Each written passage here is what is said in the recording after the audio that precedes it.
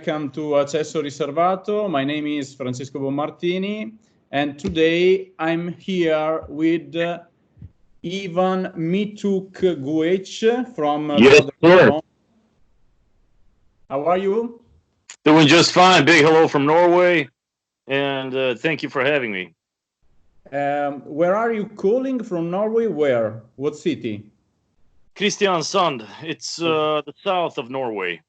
Yeah, I saw it on the map, and is the city where Blood Red Throne born.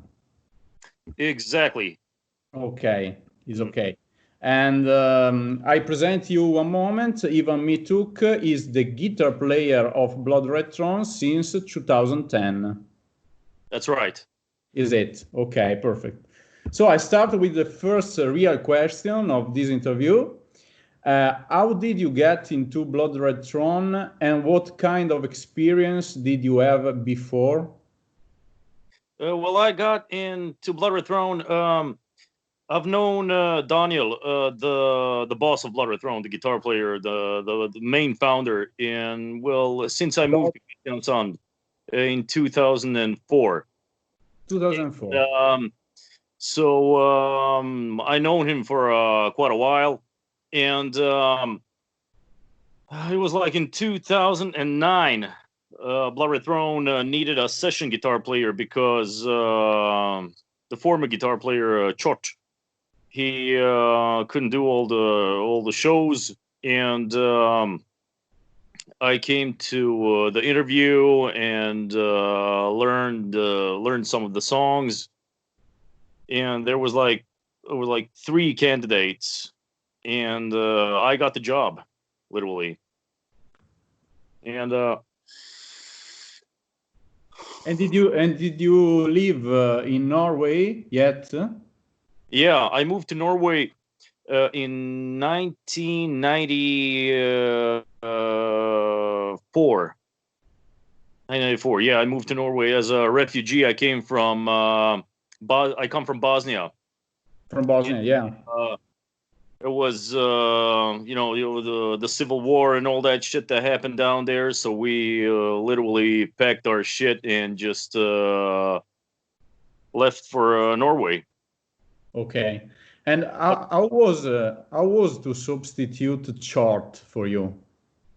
Well, what can I say? Is like I personally have always been into death metal, and Yeah. it was pretty easy for me to get into that kind of genre, and just learn all the songs and riffs, But personally, I always try to better myself, and be a better guitar player for every fucking day that comes, and just bring more intensity and aggression into Blood Red Throne as a band. So yeah. Okay. The last album is Fit to Kill. Was published in 2019. What can you say me about recording session and composition for this album? Well, when it comes to composition, me and Daniel, we write the riffs and the songs, and our vocalist, he writes the lyrics and text, and so and we record all the guitars and bass guitars at Daniel's place. It's cheap, really effective, so we can sit down and really focus about the things, there's no time pressure, nothing, so it's pretty all right. Okay. And for the composition was different between the past albums for you. There were differences or not? Well, actually not. There was maybe me and Daniel on this album. We were more, what can I say? It's like working a bit more together. For usually he would write his songs and I would write my songs, and we just get together and tape stuff. There's always like if maybe a part in a song is maybe, what can I say,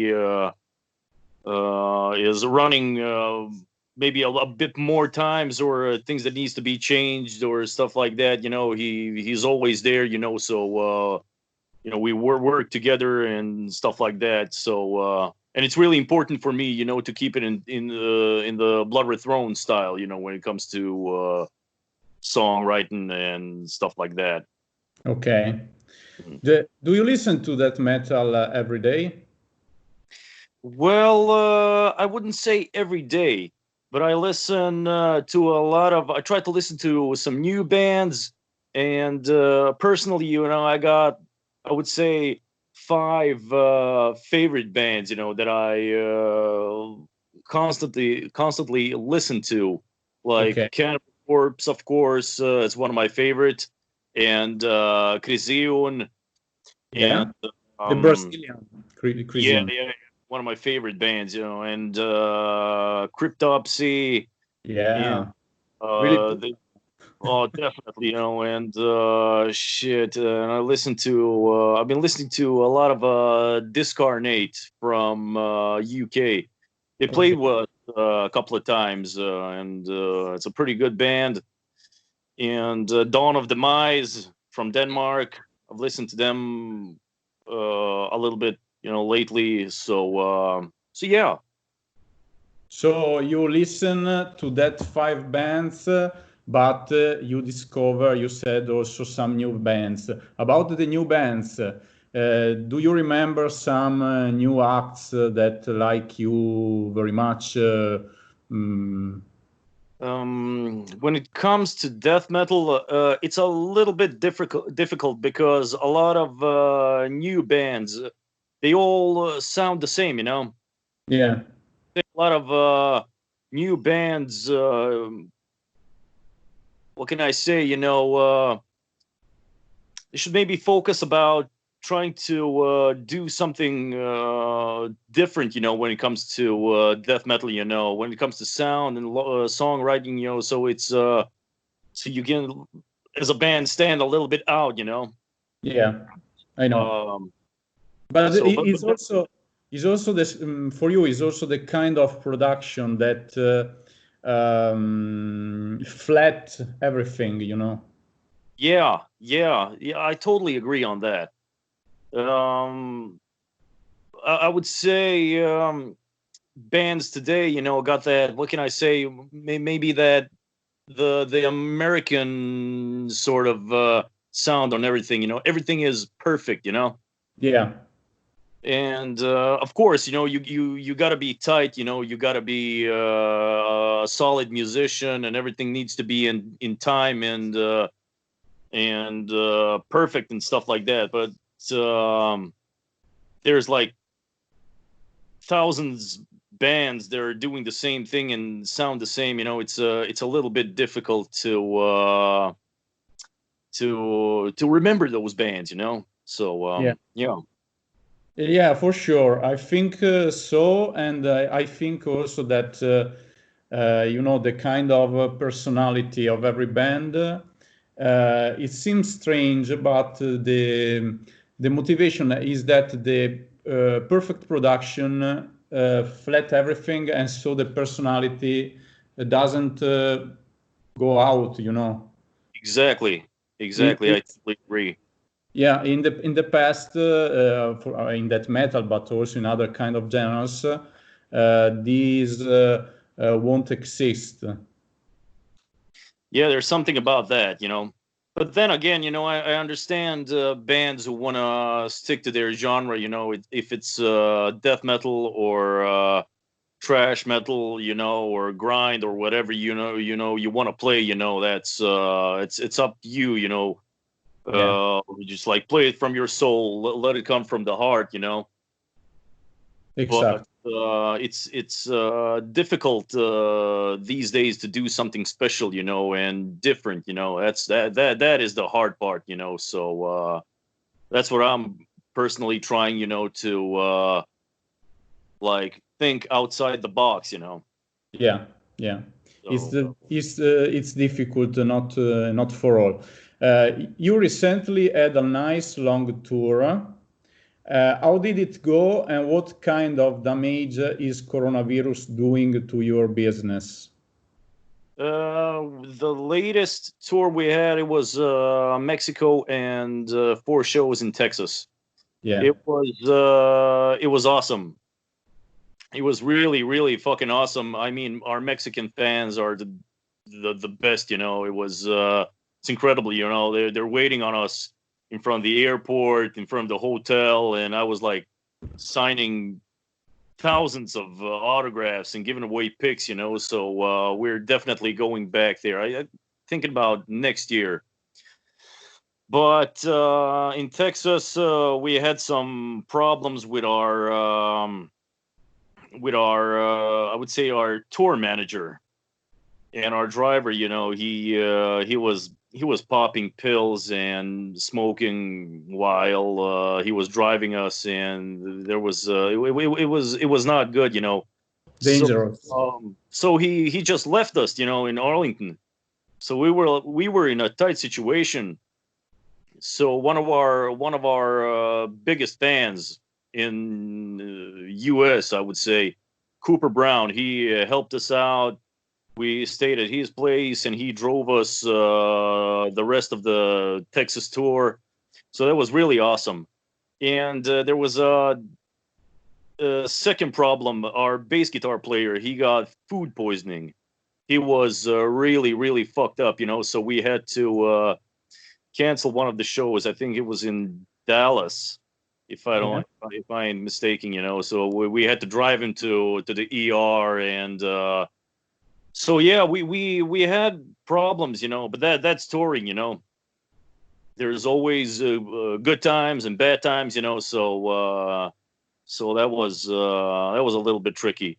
And one more really fun thing, you know, that happened in Mexico. We played a show in Monterrey. Yeah. And we had to catch a really early flight because 11 o'clock flight got canceled. So we were at the airport waiting in the line, and one of my favorite grind bands, Brujeria, were right behind us, you know. I was in a bad mood and this and that shit, you know, and our vocalist Bolt, he said, "Hey, Ivan, turn around, Brujeria is here." And I was like, "Holy shit, what the hell's going on?" You know, and that was really cool. So this is the second time I meet those guys, you know. So that was really, really insane experience. Amazing. Fucking awesome. Yeah. Yeah. So, And how is going with the coronavirus about music? well, all of our shows are canceled. Yeah. I'm just hoping that Brazil and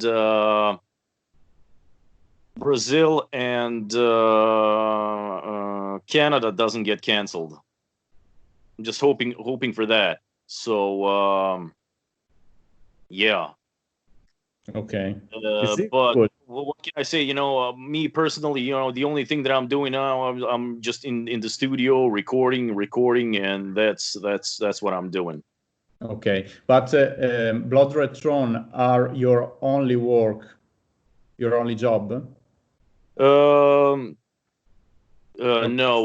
I got a side project called Son of a Shotgun. Yeah. And besides music, I'm a machine technician. So that's sort of my main income, and it's sort of like a safety net in my personal life, you know. So I got a job besides music, you know. So that's really, really positive, you know, when it comes to income. Okay. And how do you live tour when you are you know, everywhere, every day a different place? Is always okay, or are there some moments that are really difficult to approach? Oh yeah, definitely. There's good times and there's bad times, you know. But that's the whole part about touring, you know. You could end up in some bad situations, like for example, the one in Texas, and cancellation of the flights and stuff like that. And but I'm pretty used to that, because I've been touring a lot. I've been with Blood Red Throne for 10 years, and I've been playing concerts and stuff like that for 16 years. So I know what I'm getting myself into, So I would say a lot of bands experience the same stuff, Perfect.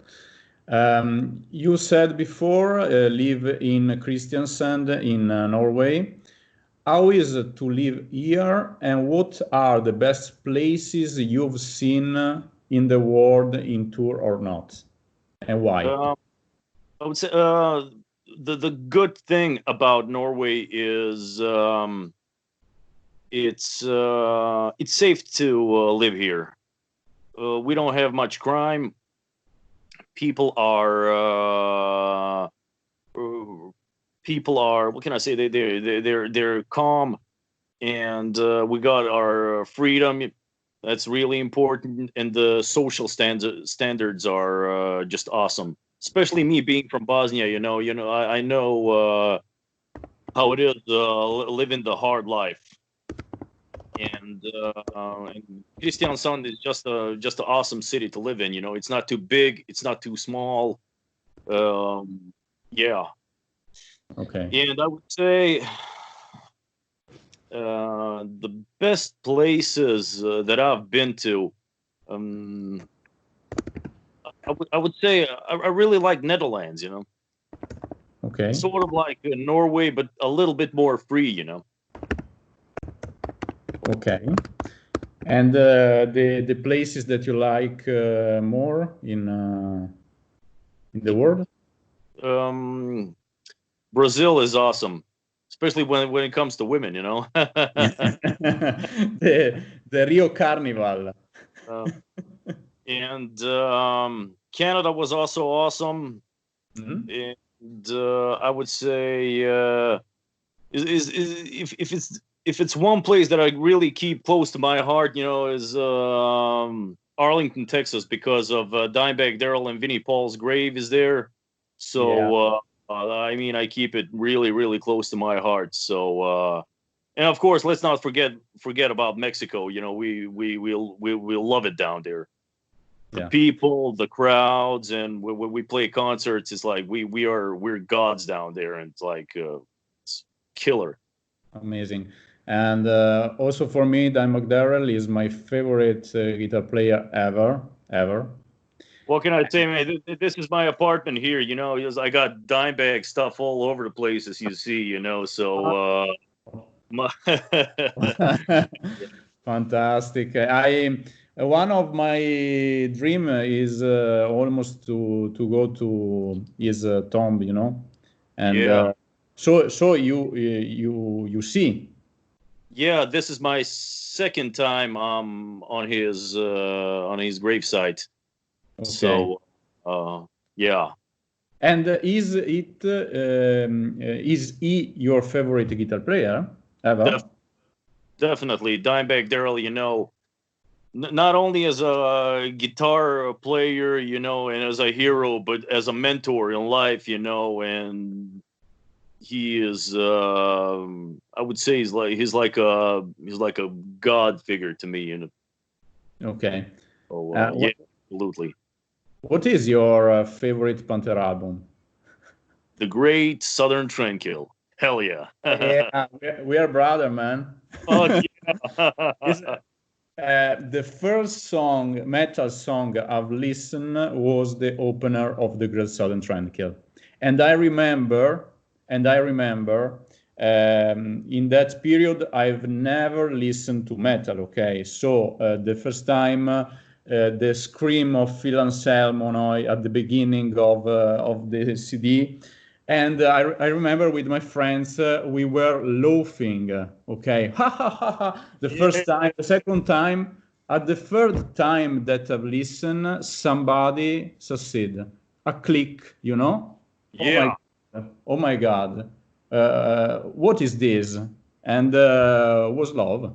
Yeah, same here, my good sir. Same here. It, what you feel, that exactly what I'm feeling, and I'm a huge fan of the southern style of music. You know, the blues and the southern twang, and the Great Southern Trendkill has got a bunch of those stuff. You know, so it's definitely I would say it's the best album that's ever been created. You know, if you ask me. You know, so Yeah. It's okay for me, and for me, Dimebag Darrell was not only a metal guitarist. It was really, as you said, some kind of bluesy, some kind of energy, yeah, and the sound, the unique kind of sound. I don't know. How can I say more? You know, it's yeah, difficult to explain with yeah. words, especially in English for me because I'm Italian. But okay. And what do you think about streaming services like Spotify? Well, I think it's pretty okay. You know, I'll be honest with you. I use it for the most. I mean, Also to discover new bands. yeah, it's really easy to get to know new bands and really to get your music out there. You just like if you haven't heard a band and you want to check them out, it's like Spotify, and here we go. So it's pretty good. I just wish that musician got better paid, you know. But what can you do? It is how it is, and all in all, pretty good, pretty good. Okay. What are the best Blood Red Throne album and song? Only one and one for you. You can choose only one album and only one song. Oh man, I know I it's would say oh, that's a difficult one, but definitely oh my God, this is embarrassing. I always forget the name of the album.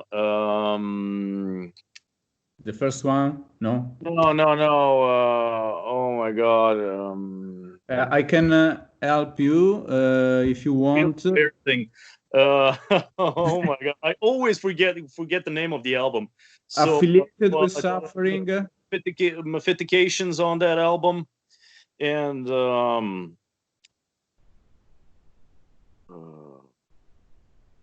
my God, this is really embarrassing. Sorry, I haven't listened the name of the album. We got songs Is on that album. Altered Genesis come that affiliated with Altered Genesis, definitely. Okay. Fucking Genesis. Altered Genesis. Remember that. I've been in the band 10 years and I can't remember the fucking name of the album. Altered Genesis, definitely. All right, perfect. And the song? I'm a fan of State of Darkness. Okay. There's something about that song that's really like down sounds like a fucking tank just like plowing. Yeah. You can sing it. I you know. And yeah. Now another difficult kind of section of this interview is in or out. You need to choose only one about two things that I will say to you. Okay. The first one, in or out, is Slayer or Testament? Definitely. Slayer. Yeah. I mean, Slayer is like top 5 for me. it's something about Slayer. They're so mean, and you know they are. There's something really evil about their sound. So definitely Slayer, and I'm a huge fan of Kerry King and Jeff Hanneman's guitar playing, and especially the guitar solos too. You know, they sound like a controlled car crash. You know, so yeah. Yeah. Okay. Beer or wine?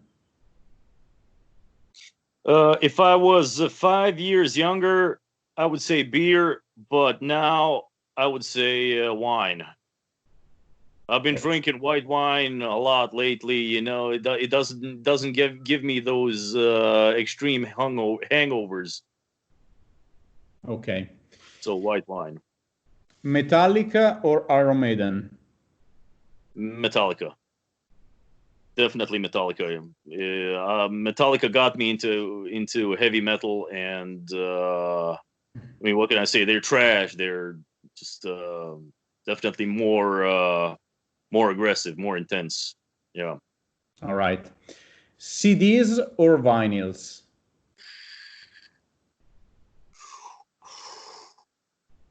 Vinyls. I would say vinyls. Something different. Vinyl. Yeah. Do you collect vinyls? I don't, but I definitely will start collecting vinyls. I got some. I don't got many, you know. So yeah, but some few. Thank you. The last one, in or out, is Cannibal Corpse or Morbid Angel? Cannibal Corpse. You said me before. Yeah. I've just listened to Cannibal Corpse way more, and I would say they're more gory, you know. So yeah. Yeah, more brutal than Morbid Angel. Yeah, definitely. In a different way. Morbid Angel, they are. What can I say? A bit better, maybe better musicians, sort of. But in the end, it's all about the songs. Okay. Thank you, Ivan. Here we finish the first part of the interview.